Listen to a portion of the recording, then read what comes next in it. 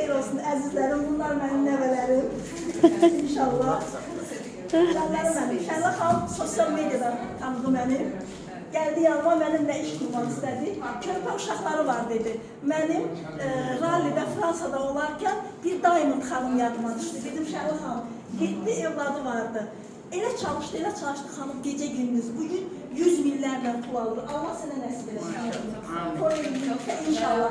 Mən bunlarla nədən çəkdim dostlar? Bir il sonra Şəhla xanımı bu videonu saxlayacağım. Bir il sonra Şəhla xanımı çəkib paylaşacağım.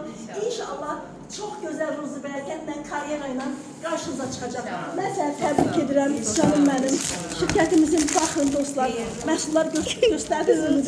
Ay Allah, çəkin. Olsun. Terenize birer tane alın bakayım. Dostlar, insanlar Sen de al. sonra living tanıyın, risk edin. Baxın, bir ana həyatını dəyişmək üçün gəlib Forever paketi ilə işə girdi, canlarım mənim. Şirkət ona nə verdi? Bir nişanlı verdi. Hə, verərəm, Susanı xanımlar da onu.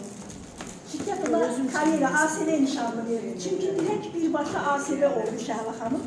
Mən sizi təbrik edirəm. Canım mənim, qarqar kimi daima zirvələrdə olasan. İnşallah. Bakın dostlar, bu nişan sadece gösterir ki orada ne değil, yazılarda gösterir, biraz uşaqlar nadir edir deyə zaman almaq istəmirəm.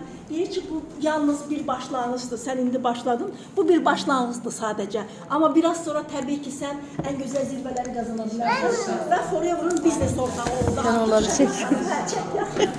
Artık biznes ortağı oldu Şəhla xanım. Forever'ın bu setlə sizin balalarınız yiyəcək. Güzel sağlam evlat olacaklar. Al hepsini. Bunu da al. Bunu da al. Ay sağ ol. Al bunu da al bak. Seviniriz şaka yapalım. Tamam, onların olur.